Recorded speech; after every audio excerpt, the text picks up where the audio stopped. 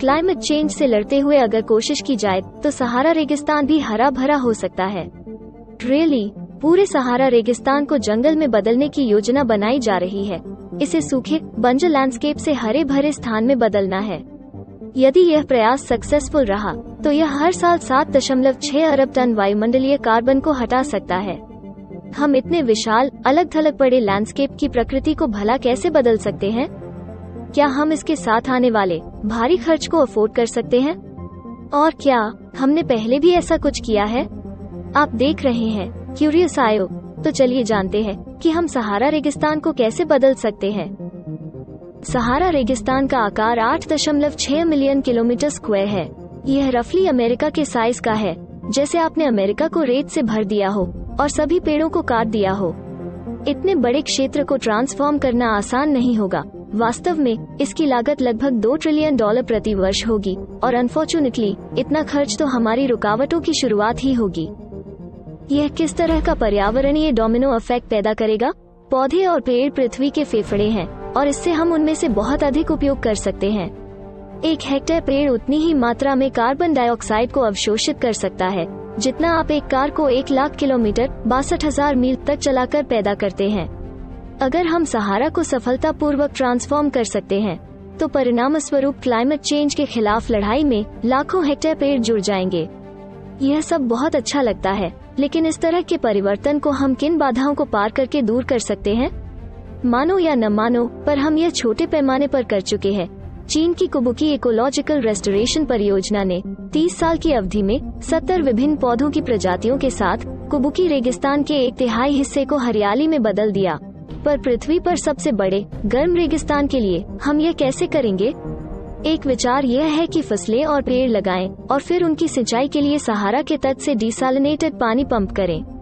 वाष्पीकरण को रोकने के लिए पानी को भूमिगत पाइपों द्वारा सीधे जड़ों तक पहुंचाने के लिए ले जाया जाएगा। पौधे लगाने के लिए आदर्श चीजें जैसे नीलगिरी के पेड़ होंगे, क्योंकि वे कठोर होते हैं और वे गर्म जलवायु में भी रह सकते हैं। साथ ही वे तेजी से बढ़ते हैं और इस क्षेत्र के लिए आर्थिक रूप से फायदेमंद हो सकते हैं। जैसे जैसे पेड़ जड़ और स्थिर होने लगेंगे, मिट्टी को आवश्यक पोषक तत्वों से भर दिया जाएगा, वर्षा की मात्रा में वृद्धि होगी और सहारा का कुल तापमान 8 डिग्री सेल्सियस 14.5 डिग्री फ़ारेनहाइट तक ठंडा हो जाएगा। ठीक है, तो जलवायु परिवर्तन के खिलाफ हम इतने महत्वपूर्ण संभावित समाधान पर तेजी से क्यों नहीं बढ़ रहे हैं? सबसे पहले, क्या हमने यह सोचा कि इसकी लागत $2 ट्रिलियन प्रति वर्ष होगी? क्या अंतर्राष्ट्रीय सरकारें इतनी लागत लगाने के लिए तैयार होगी? आखिर यह तो सभी मानव की भलाई के लिए ही है ना? लेकिन अगर हम इसे वहन कर सकते हैं तो सहारा के मरुस्थल का ट्रांसफॉर्मेशन उसके सही हिस्से के ही साथ आएगा। जैसे जैसे लाखों नए पेड़ लगाए जाने के परिणाम स्वरूप क्षेत्र गीला होता जाता है, टिड्डियों के प्रकोप का खतरा बढ़ जाता है। हाँ, सही सुना, टिड्डियां जो अपने समूह के लिए सबसे अच्छी तरह से जाने जाते हैं। आपको लगता है टिड्डियां इतनी बुरी नहीं हो सकती, है ना?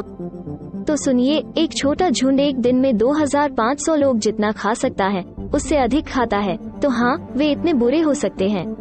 हालांकि सहारा के ट्रांसफॉर्मेशन के साथ सबसे बड़ी समस्या पर्यावरणीय डोमिनो इफेक्ट होगा जो इससे पैदा होगा। सहारा की रेत को हवा पवन ऊर्जा द्वारा ले जाती है और अटलांटिक महासागर को पार करने के बाद दक्षिण अमेरिका में जमा हो जाती है। यात्रा के दौरान धूल नमी उठा लेती है और जब वो बादलों से गिरती है तो उसके साथ वर्षा भी होती है। यह धूल और बारिश का मेल अमेज़न वर्षावन पर पड़ता है, इसे फर्टिलाइज करने में मदद करता है और पारिस्थितिकी तंत्र को वो पानी प्रदान करता है जिसकी उसे आवश्यकता होती है। मतलब यदि हम सहारा को हरा भरा कर दें तो अमेज़न पर खतरा हो सकता है। भले ही एक हरा सहारा हमारे कार्बन उत्सर्जन को कम कर देगा, पर यह दूसरे इफेक्ट भी पैदा कर सकता है। यह दूसरे हिस्सों जैसे अमेज़न को नष्ट कर सकता है। क्या इससे बेहतर हमें अपने आसपास पेड़ लगाना चाहिए? चलिए, यह क्यूरियस आयो की किसी और चर्चा का विषय है। तब तक के लिए हमें लाइक, शेयर और सब्सक्राइब करना न भूलें। सब्सक्राइब करने के लिए बटन पर बारिश करो या तूफान लाओ, मुझे नहीं पता, बस सब्सक्राइब हो जाना चाहिए।